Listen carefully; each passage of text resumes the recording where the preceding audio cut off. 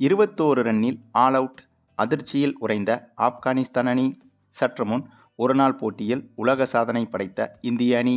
அதுவும் இந்திய அணிக்கு கிடைத்த அடுத்த பும்ரா. தனி ஆளாக 9 விக்கெட்டுகளை வீழ்த்தி புதிய உலக சாதனை. இந்திய அணிக்கு கிடைத்த மிகப்பெரிய பொக்கிஷம். யார் இந்த புதிய பவுலர்? பிரின்ஸ் யாதவ். அதாவது சமீபத்தில்தான் ஐபிஎல் தொடர் நடந்து முடிந்திருந்தது.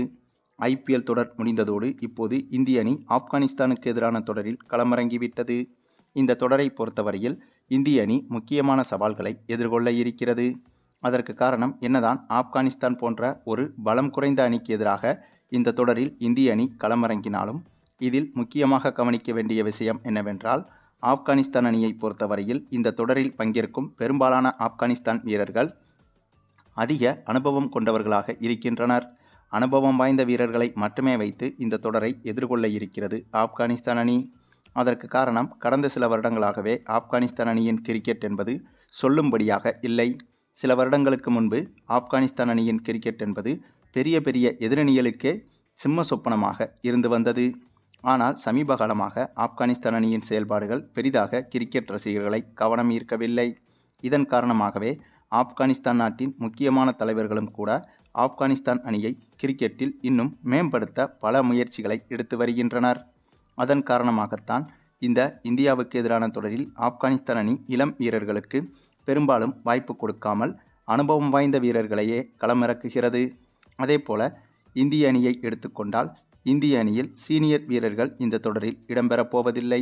அதே சமயம் ஆப்கானிஸ்தான் அணிக்கு எதிராக நடைபெற்ற பயிற்சி ஆட்டங்களில் சீனியர் வீரர்கள் உட்பட இந்திய கிரிக்கெட் வீரர்கள் அனைவரும் கலந்து கொண்டு விளையாடி வருகின்றனர். ஆனால் ஆப்கானிஸ்தான் அணிக்கு எதிரான அதிகாரப்பூர்வ தொடரில் சீனியர் வீரர்கள் இல்லாமல் ஜூனியர் வீரர்களோடு தான் இந்திய அணி களமிறங்குகிறது. ஆகவே என்னதான் ஆப்கானிஸ்தான் அணி இந்திய அணியை விட பலம் குறைந்த அணியாக இருந்தாலும் இப்போது இருக்கும் ஆப்கானிஸ்தான் அணியில் அனுபவம் வாய்ந்த வீரர்கள் நிறைய பேர் இருக்கின்றனர். ஆனால் இந்திய அணியை பொறுத்தவரையில் நிறைய இளம் வீரர்களுக்கு இந்த தொடரில் வாய்ப்பு கொடுக்கப்பட்டுள்ளது. ஆகவே இதன் அடிப்படையில் பார்த்தால் இந்த தொடர் என்பது இரண்டு அணிகளுக்கும் கடும் சவாலாகத்தான் இருக்கப் போகிறது. அது மட்டுமில்லாமல் ஆப்கானிஸ்தான் கிரிக்கெட் வாரியம் கூட தற்போது கடுமையான விதிமுறைகளை பின்பற்றப் போகிறதாம். அதாவது இந்த இந்தியாவுக்கு எதிரான தொடரில் ஓரளவுக்கு சிறப்பாக விளையாடாத எந்த வீரராக இருந்தாலும் அவரை முற்றிலுமாக ஆப்கானிஸ்தான் கிரிக்கெட் வாரியம் ஒதுக்கப் போவதாகவும் தகவல்கள் வெளியாகியிருக்கிறது. ஆகவே அந்தளவுக்கு இந்த தொடரை கண்ணும் கருத்துமாக அணுகி வருகிறது ஆப்கானிஸ்தான் அணி. மேலும் இந்த தொடரில் இந்திய அணிக்கும் முக்கியமான சவால்கள் காத்திருக்கிறது. ஏனென்றால் விராட் கோலி, ரோஹித் சர்மா உள்ளிட்டவர்கள் என்னதான் ஒருநாள் போட்டியில் இருந்தாலும் கூட அவர்கள் கிட்டத்தட்ட ஓய்வை அறிவிக்கும் நிலையை நெருங்கிவிட்டனர். அதே சமயம் இந்திய அணி தற்போது அடுத்த தலைமுறை வீரர்களுக்கு தயாராகி வருகிறது. அப்படி அடுத்த தலைமுறை வீரர்கள் என்று எடுத்துக்கொண்டால் சுப்மன் கில், இசான் கிசான், ஜெய்ஸ்வால் உள்ளிட்ட முக்கியமான வீரர்கள் அடுத்த தலைமுறைக்கு இந்திய கிரிக்கெட் வீரர்களாக செயல்பட்டு வருகின்றனர். ஆகவே இவர்களும் அடுத்தடுத்து தங்களுக்கான நிலையை இந்திய அணியில் உறுதிப்படுத்த வேண்டும். அதுவும் பெரிய அணிகளுக்கு எதிராக ஒரு சில தோல்விகளை அடைந்தாலும் கூட இவர்களின் கிரிக்கெட் எதிர்காலம் பாதிக்கப்படாது. ஆனால் ஆப்கானிஸ்தான் அணி போன்ற சிறிய அணிகளுக்கு எதிராக தோல்வி அடைந்துவிட்டால் இவர்களின் எதிர்காலம் மிகப்பெரிய அளவில் பாதிக்கப்படும். அதே சமயம் இது போன்ற சிறிய அணிகளுக்கு எதிராக வெற்றி பெற்றாலும் கூட சாதாரண வெற்றியாக இருந்தால் அதுவும் கூட இவர்களுக்கு சிறிய பாதிப்பாகத்தான் மாறும். ஆகவே இது போன்ற சிறு அணிகளுக்கு எதிராக விளையாடும் போது மிகப்பெரிய வெற்றியை அடைய வேண்டிய கட்டாயமும் தற்போது இருக்கும் இந்திய அணிக்கு இருக்கிறது. அது மட்டுமில்லாமல் நாம் அடிக்கடி கூறி வருவது போல ஆப்கானிஸ்தான் அணிக்கு எதிரான டெஸ்ட் போட்டி ஒன்றிலும் இந்திய அணி விளையாட இருக்கிறது. ஆகவே இந்த டெஸ்ட் போட்டி தான் மிகவும் முக்கியத்துவம் வாய்ந்த போட்டியாக பார்க்கப்படுகிறது. இந்த ஒரு போட்டியில் ஆப்கானிஸ்தானை வீழ்த்துவது மட்டுமில்லாமல் அதிக ரன் ரேட் வித்தியாசத்தில் வீழ்த்தினால் அது இந்திய அணிக்கு டெஸ்ட் உலகக்கோப்பைக்கான பாதையை இன்னும் வலுப்படுத்தும். ஆகவே அதையும் மனதில் வைத்துதான் இந்த ஆப்கானிஸ்தான் தொடரை இந்திய அணி அணுக இருக்கிறது. இந்த சூழலில்தான் அப்படியாக இந்த இரண்டு அணிகளுக்கு இடையே சற்று முன் நடைபெற்ற முக்கியமான ஒருநாள் போட்டி ஒன்றில் நம்முடைய இந்திய அணி எதிர்பாராத சூப்பரான சம்பவத்தை செய்திருந்தது. கிட்டத்தட்ட ஒட்டுமொத்த கிரிக்கெட் ரசிகர்களும் எதிர்பாராத ஒன்றுதான். அதாவது கிரிக்கெட் வரலாற்றில் இப்படி ஒரு விஷயம் நடந்ததே கிடையாது என்பதுதான் உண்மை. ஏனென்றால் 50 ஓவர்கள் கொண்ட இந்த ஒருநாள் போட்டியில் டாஸை வென்று முதலில் பேட்டிங் செய்ய களமிறங்கியது ஆப்கானிஸ்தான் அணி. அப்படியாக களமிறங்கிய ஆப்கானிஸ்தான் அணிக்கு அப்போது தெரிந்திருக்காது இதுதான் ஆப்கானிஸ்தான் கிரிக்கெட் அணியின் வாழ்க்கையில் மிக மோசமான நம்பர் 1 நாளாக இருக்கப் போகிறது என்று.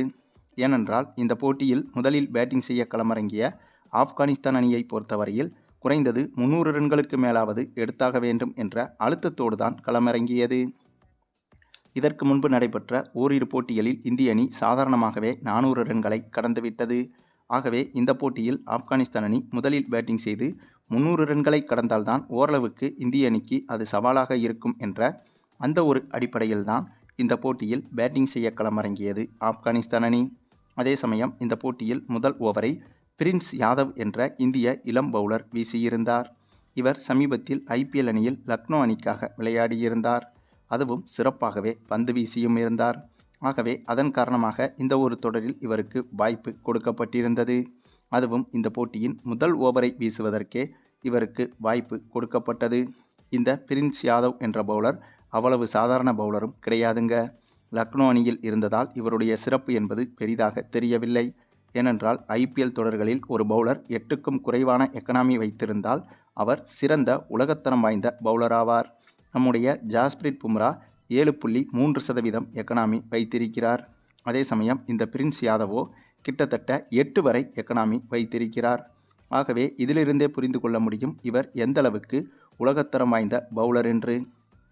ஆகவே அதன் காரணமாகத்தான் இவருக்கு இந்த ஆப்கானிஸ்தானுக்கு எதிரான தொடரில் வாய்ப்பு கொடுக்கப்பட்டிருந்தது.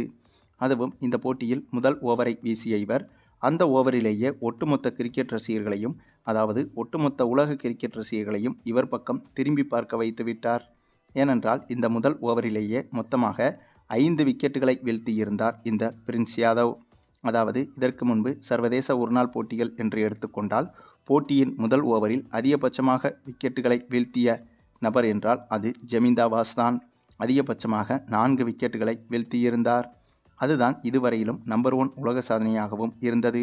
இப்போது அதையும் கடந்து போட்டியின் முதல் ஓவரிலேயே 5 விக்கெட்டுகளை வீழ்த்தி இதுவரை ஒட்டுமொத்த கிரிக்கெட் உலகின் நம்பர் 1 பவுலர்களின் சாதனையை மிஞ்சி புதிய நம்பர் 1 பவுலராக மாறியிருக்கிறார் இந்த பிரின்ஸ் யாதவ். அந்தளவுக்கு உலக மகா சாதனையை செய்தது மட்டுமில்லாமல் இதே போட்டியில் இன்னொரு சாதனையையும் செய்திருந்தார். ஏனென்றால் இந்த போட்டியில் பிரின்ஸ் யாதவ் மட்டுமே 9 விக்கெட்டுகளை தனி ஆளாக வீழ்த்தியிருந்தார். இதற்கு முன்பு சர்வதேச ஒருநாள் போட்டிகளில் ஒரு பவுலர் அதிகபட்சமாக எடுத்த விக்கெட்டுகளின் எண்ணிக்கை என்றால் 8 விக்கெட்டுகள் தான். அதுவும் இதே இலங்கை பவுலர் ஜமீந்தா வாஸ் தான் அந்த 8 விக்கெட்டுகளை அதிகபட்சமாக எடுத்திருந்தார். ஆக இந்த போட்டியில் பிரின்ஸ் யாதவ் 9 விக்கெட்டுகளை வீழ்த்தி உலக சாதனை செய்திருந்தார்.